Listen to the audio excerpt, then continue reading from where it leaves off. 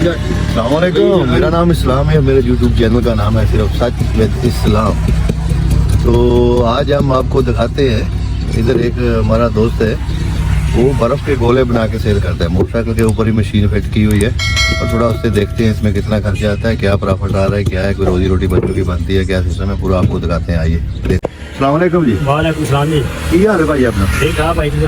ते ना की तेरा? मेरा नाम ताज अली। ताज अली। ते ਆਪਾਂ ਕਿੱਥੇ ਬੈਠੇ ਆ ਇਸ ਟਾਈਮ? ਕਿਹੜਾ ਲੱਗਾ ਜੀ? ਅਸੀਂ ਜੀ ਕਲਾ ਮੋੜ ਤੇ ਬੈਠੇ ਆ ਤੇ ਆਪਣੇ ਜ਼ਿਲ੍ਹੇ 'ਚ ਬੈਠੇ ਆ। ਜ਼ਿਲ੍ਹਾ ਕਿਹੜਾ? ਤੇ ਆਪਣਾ ਜ਼ਿਲ੍ਹਾ ਹੈ ਜੀ ਭਾਵਨਗਰ ਜੀ, ਤਹਿਸੀਲ ਫੋਟਾਬਾਦ। ਤਹਿਸੀਲ ਫੋਟਾਬਾਦ। ਅੱਛਾ, ਤੇ ਇਹ ਕਿਹੜਾ ਕੰਮ ਕਰਦੇ ਹੋ ਤੁਸੀਂ? ਮੈਂ ਜੀ ਗੋਲਾਂ ਦਾ ਕੰਮ ਕਰ ਰਿਹਾ। ਬਰਫ਼ ਦੇ ਗੋਲੇ ਬਣਾਉਂਦੇ? ਹਾਂਜੀ। ਤੇ ਕਿੰਨੀ ਦੇਰ ਤੋਂ ਕਰਦੇ ਤੁਸੀਂ? ਮੈਨੂੰ ਚਲਾ ਨੇ ਕੋਈ 12-13 ਸਾਲ।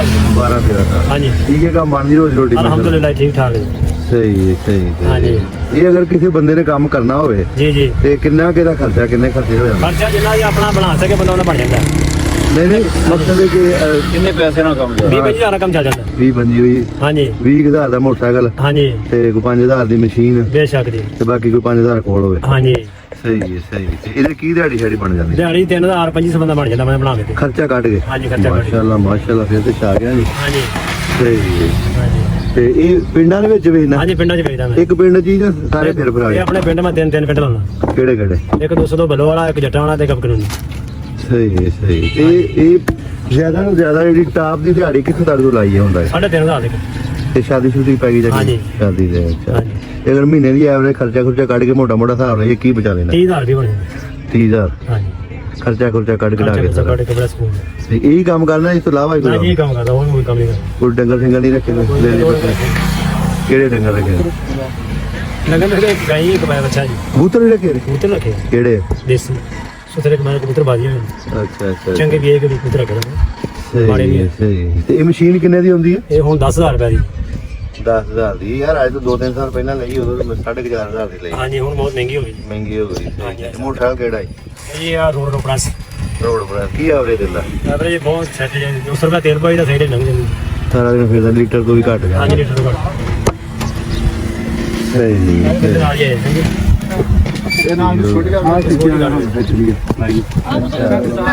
ਤੇ ਗੋਲਾ ਇੱਕ ਬਣਾਏਗਾ, ਤੁਹਾਨੂੰ ਪਤਾ ਲੱਗੇ ਕਿਵੇਂ ਬਣਾ ਗੋਲਾ, ਖਵਾ ਨਾਲੇ ਤੇਰਾ ਟੇਸਟ ਚੈੱਕ ਕਰੀਏ, ਫਿਰ ਅਸੀਂ ਉਸ ਹਿਸਾਬ ਨਾਲ ਦੱਸਾਂਗੇ ਜਿਹਦੇ ਕੋਲ ਗੋਲਾ ਲੈ ਕੇ ਖਾਓਗੇ ਨਾ ਖਾਓ। ਹਾਂਜੀ ਹਾਂਜੀ। ਹਾਂ।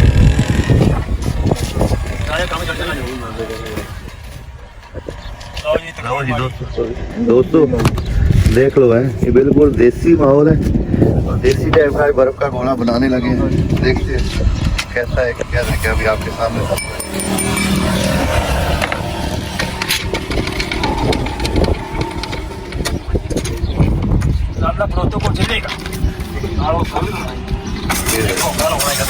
ये अभी गोला बना रहा है, इसमें बर्फ डाल दे। मोटरसाइकिल के ऊपर देखो फिट की हुई है।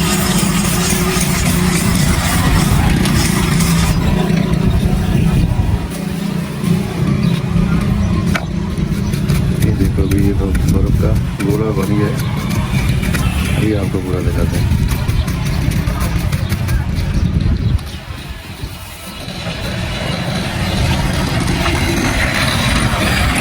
ये देखो, ये कलर डाल रहे हैं मीठा, ये बनाते हैं ट्यूब वगैरह डाल के।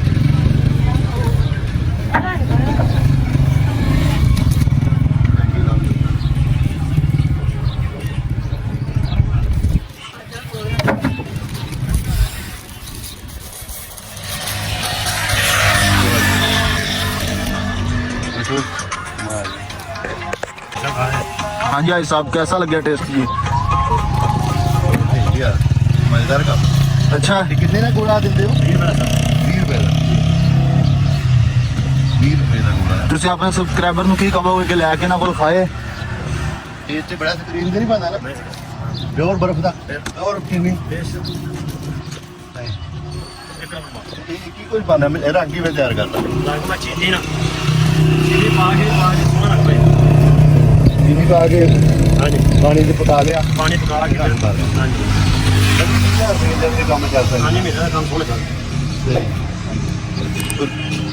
देखा दोस्तों, ये छोटी सी वीडियो आज की, कि जो काम भाई किसी के पास काम नहीं है तो ऐसा 20-25 हज़ार 30 हज़ार रुपये में काम कर सकता है आराम से, अपना बच्चों के लिए रोजी रोटी कर सकता है अगर मेहनत करने वाला बंदा हो गया। तो यही आज की छोटी सी वीडियो थी। इंशाल्लाह मिलेंगे नेक्स्ट वीडियो में। अगर आपको वीडियो अच्छी लगे तो चैनल को शेयर करो, सब्सक्राइब करो। चैनल का नाम है सिर्फ सच विद इस्लाम।